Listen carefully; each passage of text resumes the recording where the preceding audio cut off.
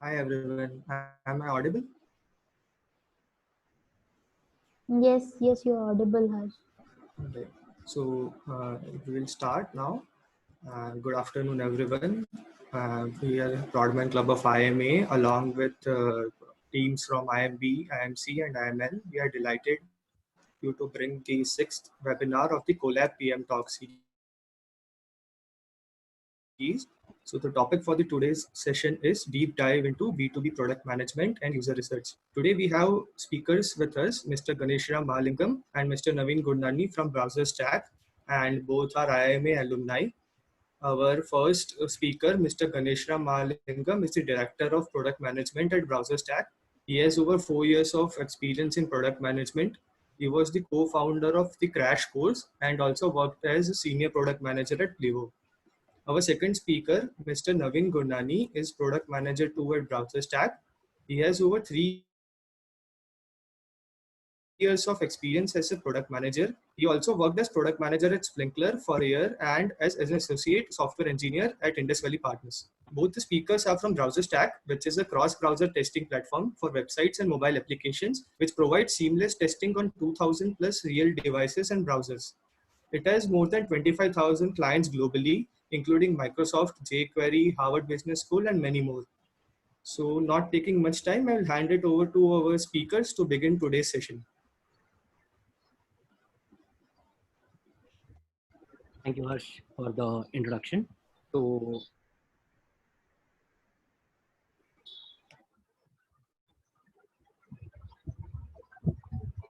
are you guys able to see my screen?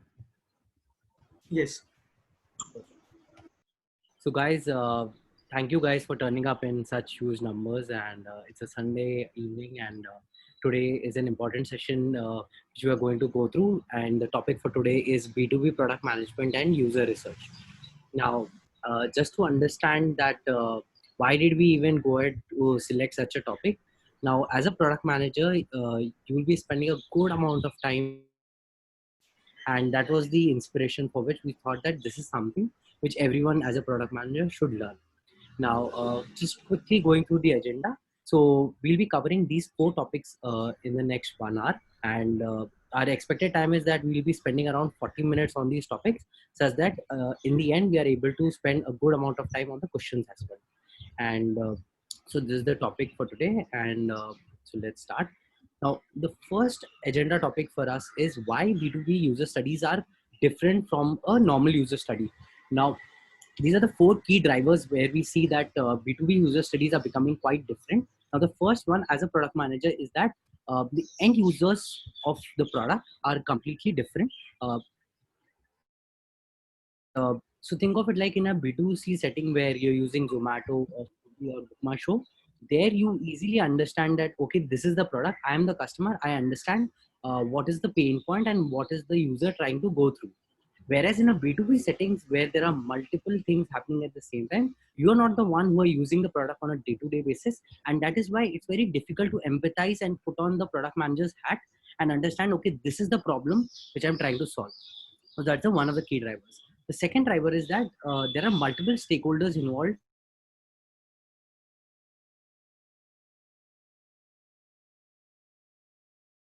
It might be possible that in a B2B, B2C setting, there might be multiple stakeholders as well. But here the number of stakeholders increases drastically. And that is where different dimensions or interactions come together. And that is why it becomes even more important to do user study. The third one is that, which I think for the I think quite some time I've understood that B2B product managers get stuck into one of the key problems of feature request trap, where the requests start coming in from individual enterprise or different kinds of customers, and you just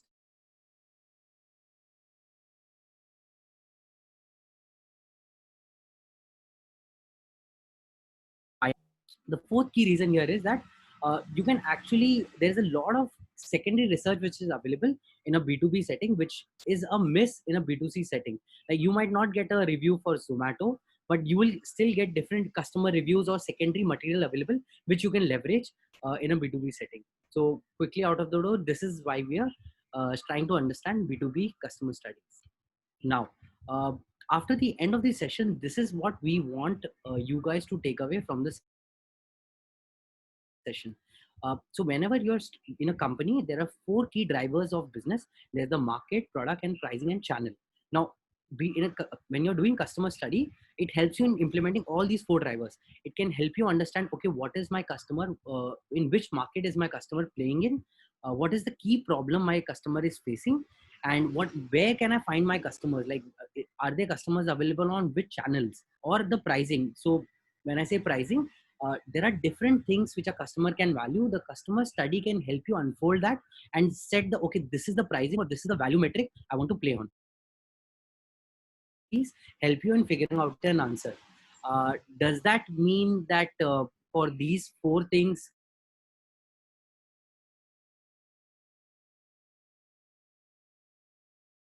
can you say this is the first problem I want to solve, or this is my key objective, and then you work from there. So this is the objective. These are the different types of objective, but when doing a customer study, you'll pick up one objective and then try to solve for it. The next important aspect comes, or the meat of our discussion today, are the principles of doing a customer study. Now, irrespective of the objective, you fix an objective saying, okay, this is, I want to figure out what price should I charge my customers. I set an objective first. Now the principle, irrespective of the principle will remain the same. Means, in any customer study you are doing, you can fall back to these principles and you will be able to successfully complete a customer study. Now, the first principle which we'll talk about is that research online before talking to users. Now, this might sound counterintuitive considering not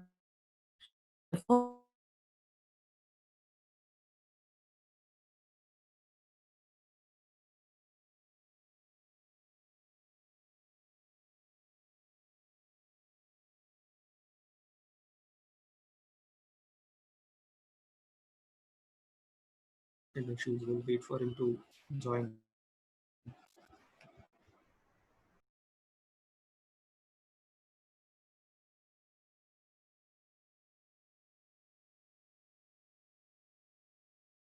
Hey, you guys able to see my screen?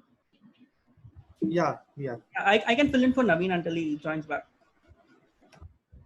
So where did he, till what point did you guys hear? Like principles, I guess. Yeah, till principles. Yes. So the major, oh, okay. I think Naveen is also joined. Cool. Naveen will take this. Sorry guys for the technical snack. Yeah. So as I was telling, there are few principles which remain constant, irrespective of the objective for which you're trying to solve a customer study for. Now, the first principle of a customer study is that you will start by researching online before even talking to your customers or the users. Now, when I say you will research online, this means that you will start with doing secondary research. Now, while doing secondary research, it also has its own set of nuances.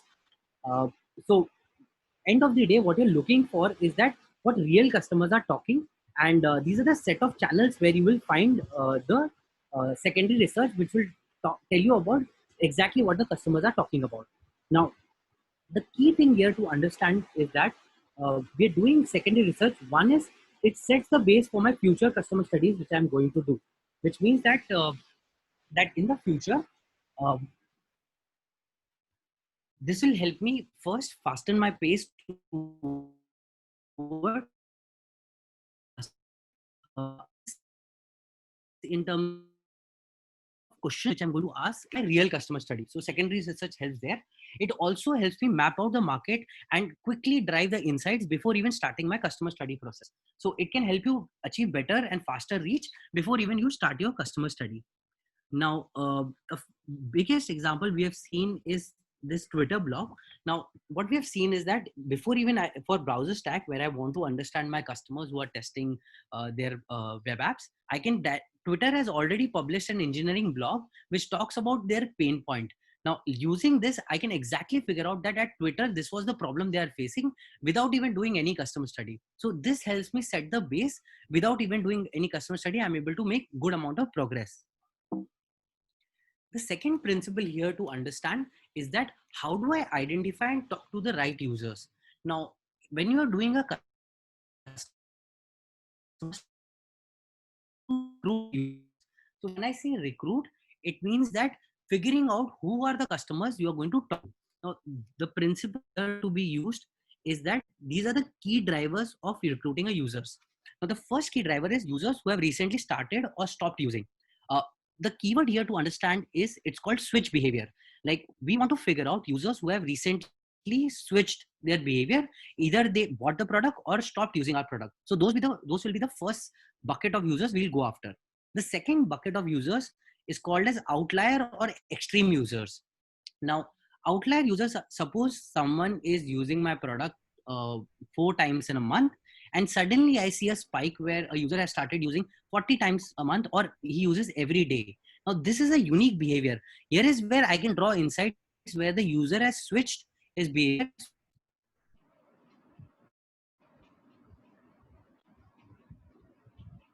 Which marketing started move from to web. This was switch behaviors. This can be the marketing teams who have started moving from field events to webinar. I'll recruit them as the people whom I'm trying to do a customer study to figure out what is the change happening. Now, Naveen, your voice users was who breaking. don't use my Hello? product. Naveen, yeah, your voice got broken in the last part. Can you repeat this part Now? again, please? Yeah, you're audible. Can you repeat this last part, please? Sure.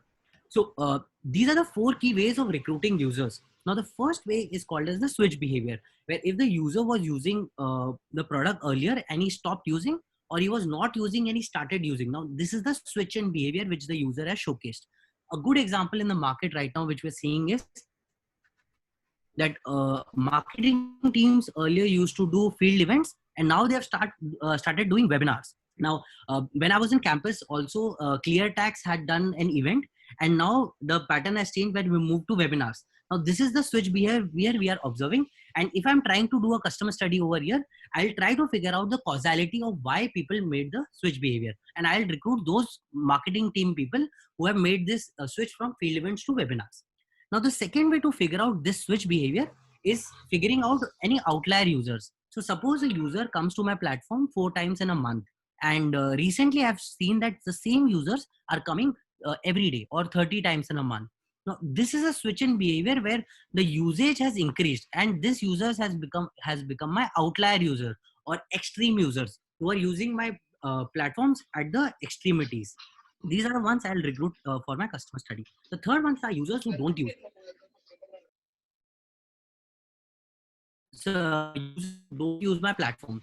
Now, for example, here the biggest example can be so any person who's doing a non-consumption, who is visiting my website and then is actually not buying any product, which means that there was a need, there was something he was trying to figure out, and then he stopped using it. So this will be the other kind of segment of user I'll try to go after. Now, the fourth one is users of different types. Now, as a product, you're not just solving one problem. You'll be solving multiple problems for multiple segments of users. Now, that is why you will want to cover all the segments for doing your user study. So this is the different segment of customers you want to go after. Now, the third principle, this becomes really important, where we want to be very specific about the story of the customer, of what exactly happened, where he was trying to solve his problem. And we want to extract that story in the customer study.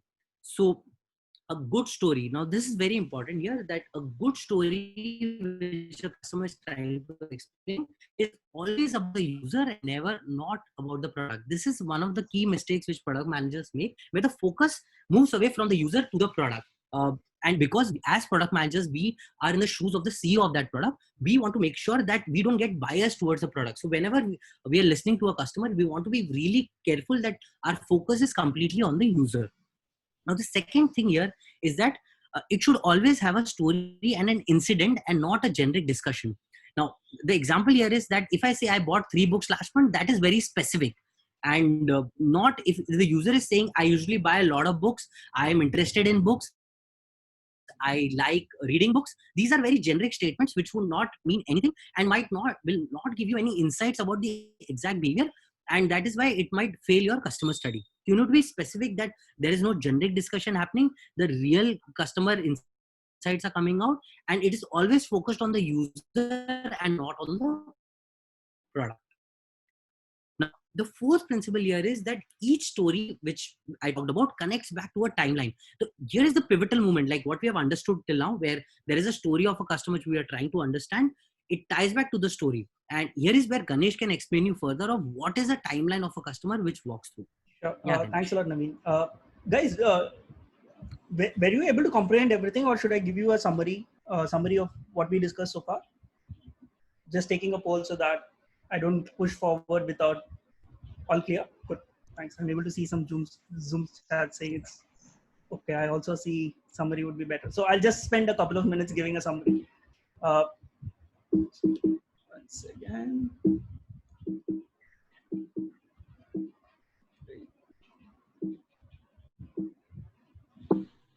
Naveen, can you give me remote control access? Yes. Or much better if you can go to the principal slide, first principle.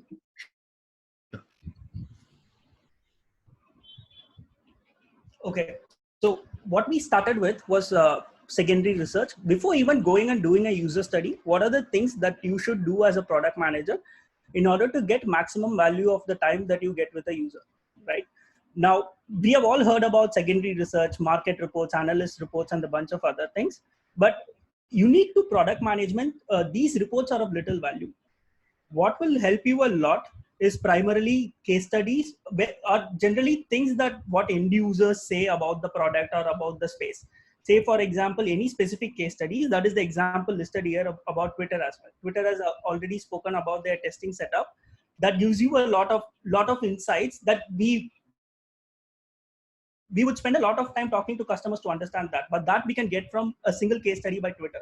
So BrowseStack specific context, we have a lot of engineering blogs, we have forums, we have surveys and results done by other developer tools, we have Stack Overflow surveys. So these kind of tools help you a lot to connect with the end users and form a base so that you can do a much better user study than rather collecting facts from the customers. That's principle number one.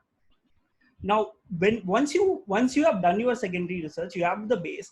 Now, how do you actually go and find the right users to talk to? That is principle number two.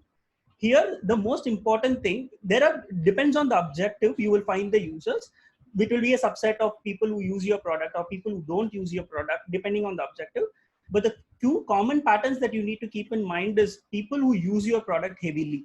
Like as Naveen mentioned, if your average usage of product is 4 days, if somebody is using for 30 days, it's a great opportunity for you to go. You shouldn't like reject them as outliers and then calculate the median. You should probably talk to them and understand why they are doing what they are doing. If somebody is not using it, then it's better to talk to them as well. It will help you to uncover a lot of onboarding issues or people who don't understand your product kind of issues. Third, generally every product has different segments, right? You don't have like specific segments. Like there is very few products have a single segment of users. Even in BrowseStack, we have freelancers, agencies, enterprise. We have multiple segments. So your user base that you do the user study for should balance out all the segments. And finally, the most important one is whenever you are doing a user study, instead of taking a generic customer, it's better for you to actually go and talk to somebody who has switched the behavior. When we say switch the behavior, right now, if you want to, if the organizers of these talk want to understand how do I get more people to talk in such in Collab PM talk, it's better to talk to somebody who has recently given a talk rather than somebody who is generic industry expert. Because what that allows you to do is go into a specific story about that person. Now, the third important principle that Naveen was talking about is specific stories. So user studies in general, the most common mistake is basically talking about a generic, hey, what do you like to do in your free time? Hey, what are your hobbies? Or in a B2B setting, hey, what are the features that you would like to see in my product? These are the kind of rookie mistakes that even I had done at the beginning of my career. The most important thing to remember here is whenever you are talking to a user, 90% of the time you shouldn't be talking about your product. It should always about the user. And it should be about a past event that the user has done. We will cover a lot of examples going forward. We have a real world example at the end of the slide. But everything, the major principle here is talk about the user and talk about a specific event in the user's life. Now given this summary, let me move ahead with going forward. Now, when I talk about story, each story generally has a timeline. Now, Naveen, if you can go to the next slide. in general, this is like a guideline of a timeline. There might be different timelines for different people. So when we say timeline, this is a concept called jobs to be done. I would probably link to the resources later, but it generally says any event follows this pattern. Like you first think of that, and then there are a couple of events that happen, and post that you decide to do something. So now couple this with the switch behavior, where like let's go to the next slide. I'll give you an example. Now assume the problem statement is the organizers wanting to understand how do I get more people to talk in Collab PM Talk, right? Now assume they are interviewing me, and I this is one of the talks that I'm giving in the past 3 years. I haven't spoken anywhere else. Now I am a right candidate for them to interview, because they will know what do speakers think, how do they get more speakers, right? The first thought that I had was, the first time I thought I should give a talk was when my colleague was giving a talk, right? This happened, and then after some time during the placement interviews, when I was doing an IMA, the placement coordinator, when I was discussing with them, he told it would be great to have you on campus and give a talk. That was the second time I thought, okay, maybe I should seriously think about giving a talk. And then the third event was Rahul, who's HR of BrowserStack, who comes and says, hey, there is an opportunity for you to talk in IIM Ahmedabad. Will you be interested? Right? Now, how do you tease it out from the user study? Is basically from this talk, you start saying, hey, you just trace this journey back into the timeline. Now, how does this help? How does this help anyone, right? Like, how will this help knowing this information, how will it help the organizers to find more speakers? Couple of things. One is, assuming this is generic, this is just a sample size of one that I understand, but assuming this is generic, you have one channel where if somebody is giving a talk, reaching out to colleagues in the same company might give you a better conversion rate. Number two, you have a lot of companies visiting on campus, so maybe that's a good avenue for you to like get more people to talk. And the third, reaching out to HRs is terribly efficient to get more speakers across different disciplines for a talk, right? But all of this would emerge only when you talk about the story of this specific talk, not when you generically ask me about, hey, what are the different talks that you give? What are the topics that you would be interested about, right? Let's move forward. Now, even within this timeline, there are certain key decisions that you should look for. When I say key decisions, this story will have a lot of plot twists, lot of things that they would have gone through. Say, for example, choice of topic, or I'm comfortable doing it over a weekend. There are like a lot of other decisions that you will uncover when you are unpacking this story. But these are the key decisions that you should never miss out on. How do I currently solve a problem? How does a user currently solve a problem? In this case, how do I get more talks to do? Like, what are the other talks that I do? Second, what are the alternatives that user evaluated? What are the other talks that I actually wanted to speak to, or and stuff like that? And the third is, what did I like and dislike in each of the alternative? And was there anything that I have preference about? Right. So these are the key decisions that you should also look for. Now I understand this will be sort of a theory for now. Let's dive into a real world example now, and that should probably give you a lot of ideas. Let's start. This is dating back to 2015. I just graduated out of IIM Ahmedabad, and I joined BrowserStack as a product manager. Right. And to set the context, BrowserStack is a cross-browser testing company, which basically means any developer who develops a website, they need to test it on multiple browsers. Like right now, people test it on Chrome, Firefox, Internet Explorer, Safari. There are a lot of browsers. It's very difficult to develop a website that works on all the browsers. So you need to put in specific effort to ensure whatever website you develop works on all the browsers. Now, BrowserStack at that time had recently launched mobile devices, like mobile web, like browsing Chrome or Safari in your mobile device, right? Now, the problem statement that I had was, how do I get more users to test on mobile devices? We have launched this new platform of mobile devices. How do I get more users? Now, this is the problem I wanted to solve. Now, I'm going on, I need to do user studies to understand how can I improve this problem. Now, all of this data is not the exact user studies, that the exact process that we followed, but all I'm giving is just the highlights of things that you should look for. It would serve as a good foundation for you to know about. Now, secondary research. Secondary research, one way of doing it would have been like going through market reports of how big the mobile testing market is, or what are the different types of devices people test on and stuff like that. But instead of that, we took a different approach. Like we had developers generally hang out on Hacker News, so that gives us a good forum for understanding what end users say about the product. And as I mentioned, engineering blogs of Airbnb and other companies tell us a lot about how they think about mobile testing. So this served as a good foundation. Like a lot of insights that we got here was, say, developers in like small startups do not know what devices that they should be testing on. That was one insight that came from even from secondary research. We didn't have to go and talk to customers to understand this was a big problem. And there were things about more insights about how do people choose their devices and stuff like that. So a good secondary research will actually take away like 30-40% of the time that you need to do user studies. And mind you, user studies are not easy to do. Like for you to actually get to a user, you need to like send some emails. Emails generally will have 30% open rate. Out of the open rate, you will have only 3 or 4% response rate. And then you need to figure out what is the right time for you to speak to the person. And you will have time zone differences if you are a global company. And finally, once you get on a call, you will have a maximum of 30 to 40 minutes.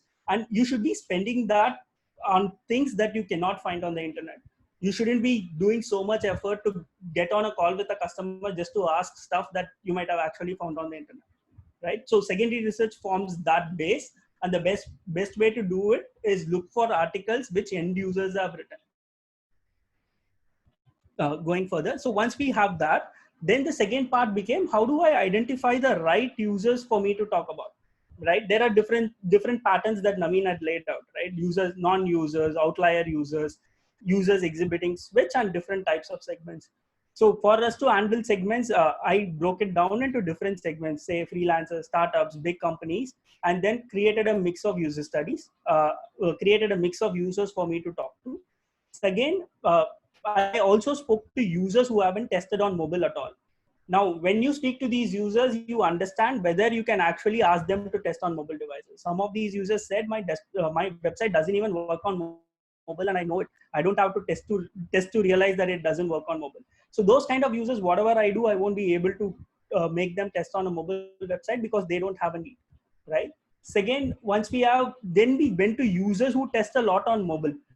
Now, when you go and talk to these people, you understand anybody who's selling something online, like any e-commerce store, who get a lot of visitors from mobile, primarily because of social media. Like they post on social media and they get a lot of visitors from mobile. So for them, testing on mobile becomes very, very important. This gives you another insight around, okay, who are the right customers that my marketing team should actually target to get users who would test on mobile. Now, now we will dive deep into one more segment. Users who weren't testing on mobile devices, but suddenly started testing on mobile devices. This is what Naveen was referring to as switch behavior. It can be either that or people who are testing on mobile devices, they suddenly stop testing on mobile devices. Now, I picked the former. I got a list of customers who were not testing on mobile devices, and then suddenly they started testing.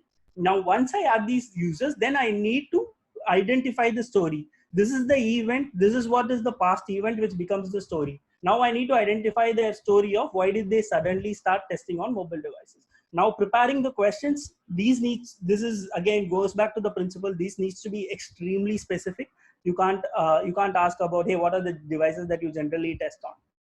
It should basically be that day you tested on these devices. Can you tell me why? Why these specific devices? Or and then it tie back, what happened? Why did you get to this device? What happened before that? When did you first think of like testing on a mobile device and stuff like that? So you orchestrate the entire discussion over that timeline that we talk about, right? So I did this, and this is what we found. Like this is an example customer, not real data. Some of the insights that we found from an example customer. First thought, during this was a developer who started testing on mobile, right? He hadn't tested on mobile till then, and then he suddenly started testing on mobile. Now the first thought he had was, during development, while he was showing it to a colleague, he realized that something is broken, some alignment is missing. That's when he thought, maybe I should also test on other browsers, because the colleague's laptop had a different browser than his. This happened, and then he didn't think about it much. He was like, okay, fine, that's fine, let's leave it, let's not worry about it right now, and then forgot about it. And then another day, in some other project where he was working, he was looking at his Google Analytics data and found that a lot of people are coming from mobile devices to his website. Now this is very interesting for him. Now it means like, oh, maybe I'm losing a lot of business. Like a lot of people, my brand is getting a hit because a lot of people are visiting from a mobile device. So looking at Google Analytics gives him his insight. Oh, this is important for me. Again, he starts actively looking. He then starts looking at, okay, what are the other options available? Can I resize my browser? How accurate is that? Can I get an emulator or a simulator to actually simulate this behavior?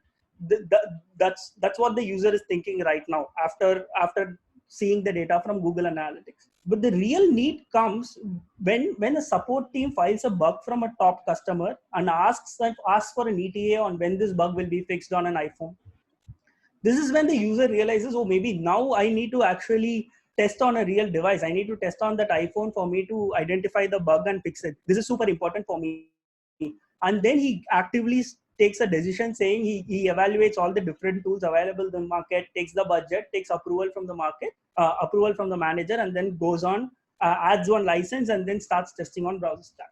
So this is the story of user who hasn't tested mobile devices on BrowserStack, and how we started testing mobile devices on BrowserStack. Now, just this one story. Now, I can do a lot many interviews like this, right? You will see a sort of pattern emerging, and once you have concrete patterns emerging, then you can easily make a choice. Okay, these are the different areas that I can improve my product, my channel, or my pricing on, right?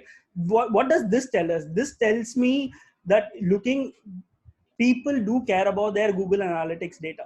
So if I'm able to present data, it would be like super useful for users to test on devices. Second, any bug drives a user to use. If I'm able to showcase that there is a bug in their website and mobile devices, it helps the user to actually start testing on it. So these are some of the insights that we could just derive from just one user study, right? Now leaving BrowserStack aside, like it can be even simple. Like Naveen and I were having a conversation one day. So Naveen generally travels to office via metro, and one day he decided to take a Uber back home. Now my question to him was, what happened, Naveen? Why are you taking a Uber back home today? Why not a metro? His thing was very simple, because this is a switch behavior. Somebody who was taking a metro is switching from taking a metro to Uber, which gave a perfect opportunity for me to understand what he was thinking. And his immediate answer was, it seems like it will rain in like 45 minutes. So I want to take a Uber just to be safe. Now, how will you use this data point? Now, assume I'm a product manager at Uber, I can't go and change the weather to make everybody take Uber rides, right? But this data point at least gives me a messaging signal, right? If I'm trying to sell Uber Pass, maybe rainy season is the best time where I can pitch. At least a messaging A/B test I can do, saying, hey, get Uber Pass for this rainy season, might be a good enough messaging based on this single insight. So nearly all details in a user study are important. It's just that we need to figure out what is the right way to use those user study information. So yeah, let's going ahead. I'll just give you another summary. I started with the summary. I'll probably end with a summary as well. Number one, do secondary research online before talking to users. Like save bandwidth. You need to spend your time talking to users in the most productive way. So always do secondary research. Second, will exhibit, like they wouldn't either use your product, or they would use your product a lot, or there will be different segments of user, and most importantly, users would have switched from one behavior to another. Third, talk to them about specific stories in their past, things that they have done, not generic opinions, not about their generic opinions. Number four, each story has a timeline. The timeline will have first thought, event one, event two in general, but there might be more events. It's the broader idea is you should look at the origin of the story, the entire storyline, and there are key results in each of the behaviors. So you need to look at those key results and derive insights. And most importantly, never discount any detail that you find in a user study. It might be helpful for any of the teams across you work with, right? So yeah, those are the things that we had. I think we planned for 40 minutes. I think we have ended 4 minutes early. We can now take any questions that you guys might have.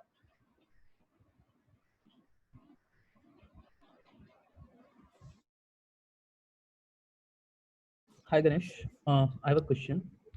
Yeah. So basically, when you say that we need to talk to a lot many users, right, and then understand what the problem in Mhm. general is. Mhm. But how do you decide whether that is a big enough problem to solve for?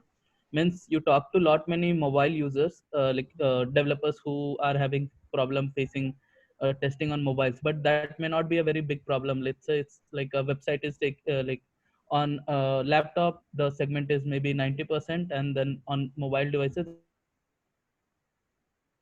How do you decide that that's a big enough problem to solve for? Deciding whether testing on mobile devices is a big enough problem is it can originate from anywhere, right? For BrowserStack, it was a company strategy that we wanted more users to test on mobile. That's why it was a problem. But apart from that, I think if I understand the question correctly, I might get a lot of insights from these user studies.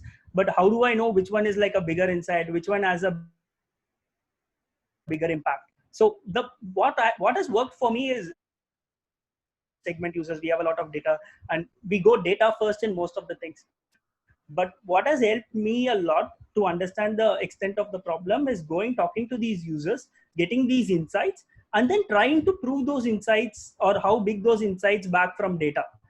Now, let's say if I can, like, say Google, like users use Google Analytics uh, is my hypothesis, then I can always run a survey to my user base and see how many of them use Google Analytics, right? You can always collect data to you basically design a survey which is like much more scalable than talking to users one-on-one. Okay. Yeah, got it. There's another question which is around how do we get the contacts of different kinds of users, how to find them. I mean, you want to take that question? Sure. So if you're trying to find out users in your current platform, then you would already have their email addresses, and the easiest way out there is to recruit your users. That I am the product manager trying to understand the customer and would love to spend 30 to 45 minutes with you to understand your request. So that is one way of recruitment. Now, this is where the user was already there on my platform. If he is not already there on my platform, then either you can take leverage from secondary resources such as Hacker News, as we were talking about, and other could be you can even figure out the LinkedIn has become one of the key platforms to reach out to users, and you can try to segment these users, figure out that okay, this is fitting my user.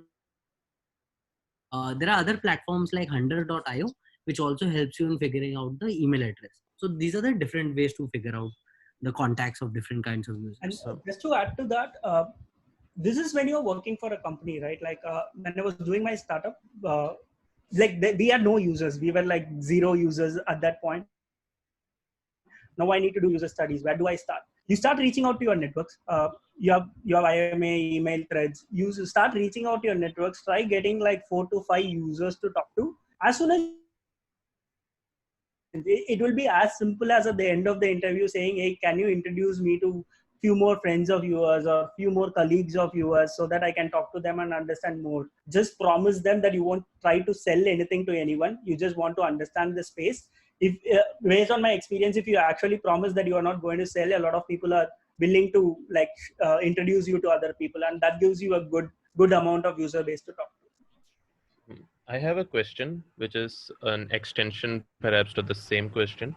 So users, it is more of a behavioral change.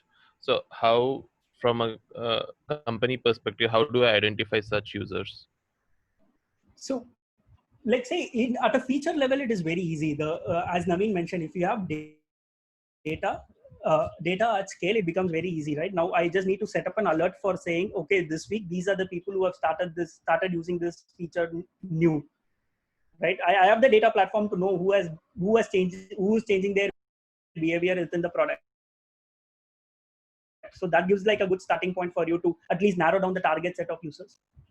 But if you are again starting afresh, you don't have any data, you are like a new startup, and if you want to identify switching behavior, then then it's like sort of I can give you, it depends on the problem statement completely.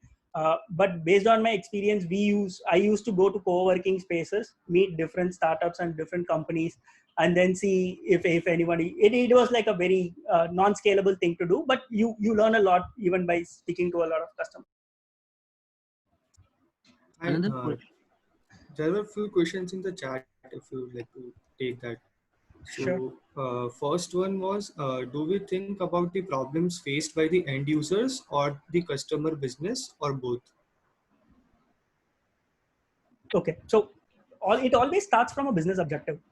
You first start with a business objective. It can be like, how do I improve number of mobile tests, like tests on mobile, or it can be, how do I find more speakers to speak in my the business objective. You identify the switching behavior that helps you in tackling that business objective. For me, like, if for you if you need to increase the number of speakers, you need to speak to somebody who hasn't spoken but has suddenly spoken in a talk. Or for me, it is like, how do I get to a user who has suddenly started testing in a mobile device? So you identify the switching behavior that is relevant to the business objective, and then tie it back with data to the business objective. Uh, always able to articulate the pain points they face during an interview, or do you also use other user research formats or methodologies? So for me personally, I haven't used any other methodologies. I haven't done focus group discussions. I have been in usability studies, but that is mostly for testing the solution space, not necessarily what problem users have. It's once you have the solution, you go and test whether the solution will work with the users or not. But most importantly, users, since you are actually asking, like in general, users might not be able to articulate their pain points efficiently. But since you are like taking them through their own story that they have already experienced, it's very easy for them to relate to that story. They wouldn't say that this is the pain point that I faced, but when they articulate that story, you will be able to see, okay, where did this guy struggle a lot in order to like go further. So it sort of becomes straightforward after you do like 5-10 interviews and you see patterns. And additionally, at the start of the to the user, which you're trying to do a user study, that think of it that we're building a documentary where so give as much details as possible. So this will help you build the context of the pain point which the user is facing, such that you might not require additional information out there. Another question, Ganesh, was that how open are people to talk when in a relatively unknown company or when you are starting out and don't have many customers? How do we go about it? Always leverage your network. You like, we are in like a sort of a good position where we have good alumni base. Like you are, like for me, the biggest savior was the alumni base. Like I was able to get a lot of contacts. When somebody introduces you to a target user, it becomes much easier. When you have a warm introduction, then people are very open to talking to you. Even sometimes cold outreach helps, but in the cold outreach, you just need to make sure that you are not selling something, because people get a lot of sales pitches. You shouldn't come across like, you should always separate your sales pitches from actually understanding the users. So if you make that clear, then a lot of people are willing to talk. Another question which is very interesting is around, does having a great UX matters for a B2B product compared to B2C, or is it more about getting the work done? Okay, what is UX? What is the definition of UX is like the most important thing, right? Like if by UX you mean like flashy animations and screens, may not be like, you might not be able to prove the value of how much the flashy animation is going to work out. But at the same time, if you are if you mean the convenience, if I'm trying to ensure, so UX is not just about UI. Let's get that clear. UI and UX are two different things. UI is how beautiful the website looks, or how beautiful the app looks. But UX is more about, let's say, what are the steps that the users should take to achieve his goal. Now, UX matters a lot irrespective of the type of company. If I take me going and standing in the queue to do somewhere, you have improved the UX by default.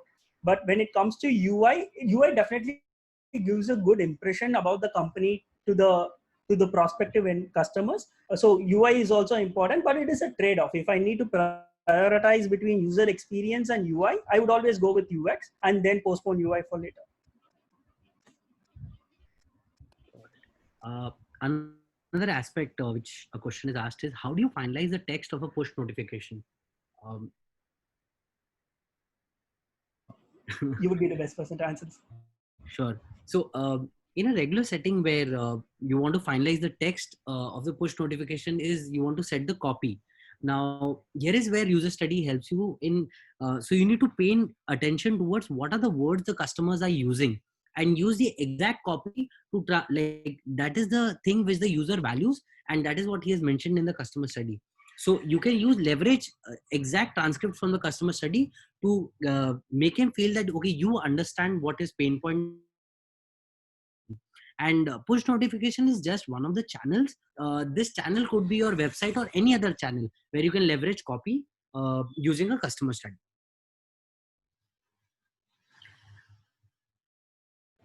There is there are a few more questions in the chat. So one is how the user story approach works in B2B product development process. There might not be a single decision maker in B2B. Correct. You speak to the end user.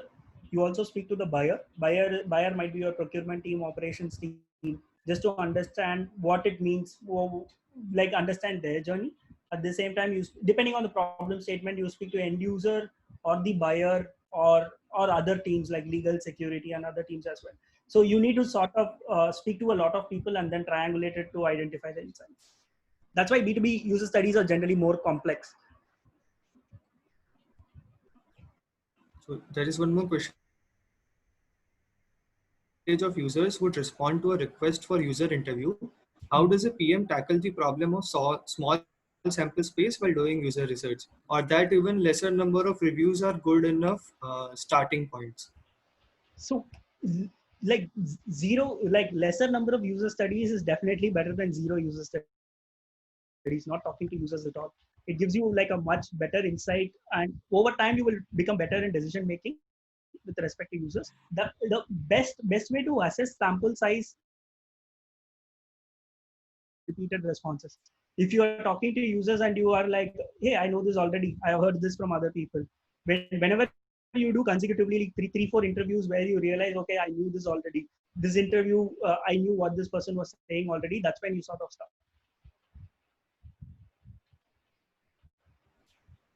So the next question is, how do you do user research if you want to expand your product on a global scale and get insights on markets' behaviors?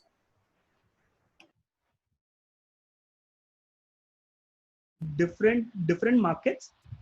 I didn't. Is Payal Garg here? You can unmute yourself and ask directly. Yeah, so I wanted about, so suppose I have a product currently functioning in India, which works well in Indian space. Say I have built a product for tier 2 or tier 3 market space. And now I want to know if we have a market for the same abroad and how we should go about to expand those products globally. Like the user behaviors or the consumer pattern will differ a lot when compared to Indian markets. So that's my question. Got it. So the best approach for this is like, fortunately we have tried this with Crash Course. We started with the India market and we tried like launching it to global. The best way to do it is you already have a product running, so you just put it in front of the US market. You and see to drive traffic. Once you have at least few users starting to use the product, you can use them as a base to understand what are the differences. Generally in B2B context, you wouldn't see a lot of differences. Mostly it would be those kind of areas, not necessarily in the functional areas of the product. So the best way would be like launching those geographies, try getting some users and start using them as a base to understand deeper into the market. So Sure, next question is, how do we proceed if the potential user may be functioning offline and we want to get them on board? Got it. So if the user is already functioning offline, how should you proceed? So first thing is like, if what is the problem that you are trying to solve for that user. There should be some problem that you solve by getting them online, right? Like it should be, you either need to justify you will get more customers if you come online, or I will reduce the time it takes for you to serve a customer if you come online. First, you need to finalize what is the value that you want to give to that customer so that he comes online. And once you have that value, go talk to users and see if there is any proof that you can find based on their past behaviors. Use a product like just like yours, but they might have used different alternatives even in the offline market. Then you basically go talk to them, understand that switch behavior to see if the value that you are giving at least makes sense to them. The next question is, how do we come up with ideal sample size for the interviews? No, you can't come up with that beforehand. You can't, like the n is equal to 30 might not work in this case, primarily because the best way to do might have multiple segments that you are not even aware of. Like enterprise startup is like some segment that we know by default from B-School, but there might be other segments that will be depending on the nature of the product itself. So the best way to go about it is like take your best guess on the segments and talk to users. When you receive repeated answers, when you are not learning anything new, that's when you know that you are with the sample size.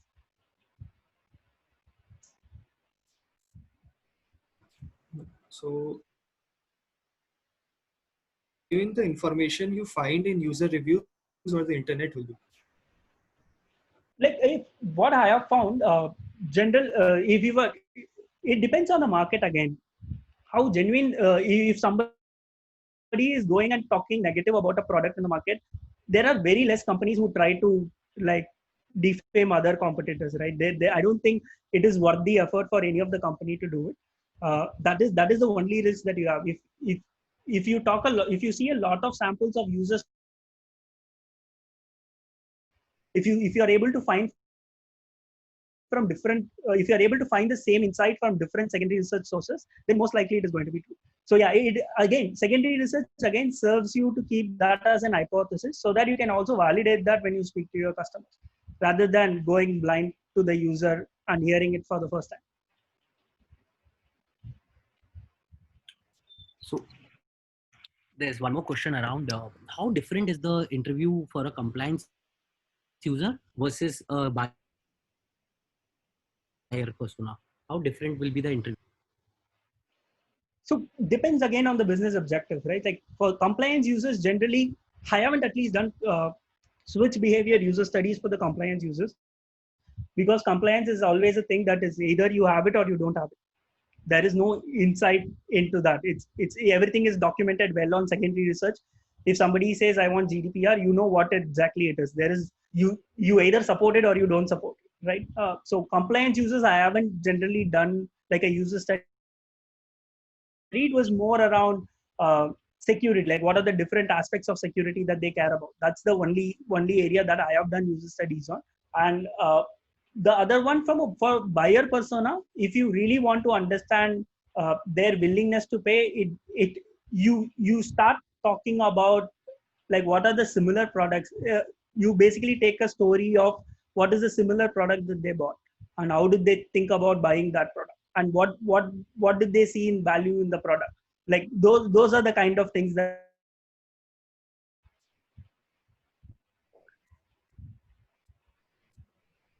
Hi Ganesh, I have a question. Yeah. At times, there will be situations like users will have contradicting views about a product.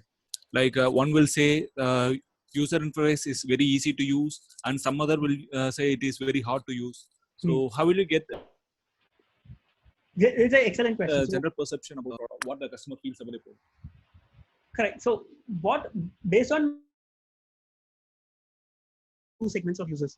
If one person is saying your user interface is easy for me to use, and generally you won't get it in UI, but you will generally get on other aspects of the product. Hey, you are solving a great problem for me, and another user will say you are not solving the problem for me. So that basically means you are speaking to two different user bases. There might be differences around what is their expectation from the product is, or how much do they know about the space and stuff like that. So I would group all the the feedback related to saying you are doing good, and I would group all the feedback saying you are doing bad and see if there are two different segments. Thank you, Ganesh.